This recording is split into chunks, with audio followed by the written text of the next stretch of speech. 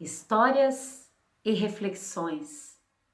O casaco de Pupa. Essa história é da escritora e ilustradora Helena Ferrandis. Ela é da Espanha e ela conta sobre uma menina que toda manhã se vestia com um casaco de medos que usava desde pequena, e esse casaco foi crescendo com ela. Saía pelas ruas coberta de medos. Medo da solidão, medo que não a quisessem, medo que a quisessem, medo de voar, medo de afogar-se, medo de sentir-se perdida, medo que tudo mudasse, medo que tudo continuasse igual, medo do futuro, medo de repetir o passado, medo de não avançar, medo de dar um passo a mais, medo dos outros, medo de si mesma. O casaco ficou pesado demais e ela já não conseguia ir a lugar nenhum. Então encheu-se de coragem e resolveu livrar-se dele. E voou, voou, voou. Pessoal, a Pupa sentia muito medo e ela foi se fechando em si mesma com esse medo.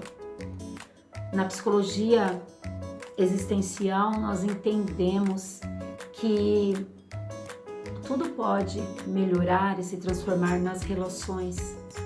O Martin Buber, ele era um filósofo judeu, nascido em Viena em 1878, aproximadamente. Ele traz um conceito da relação eu-tu e a relação eu-isso.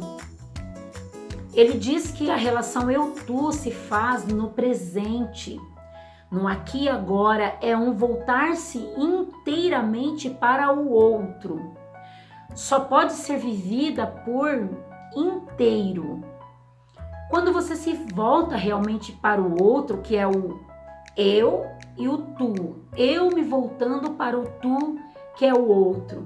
Quando eu me volto inteiramente para o outro, eu me conscientizo e eu me aproprio de mim mesma. O Buber vai dizer que este momento ele é iluminado e ele dá um sentido à existência humana. Então o medo, a insegurança, as angústias, elas se dissipam nessa relação.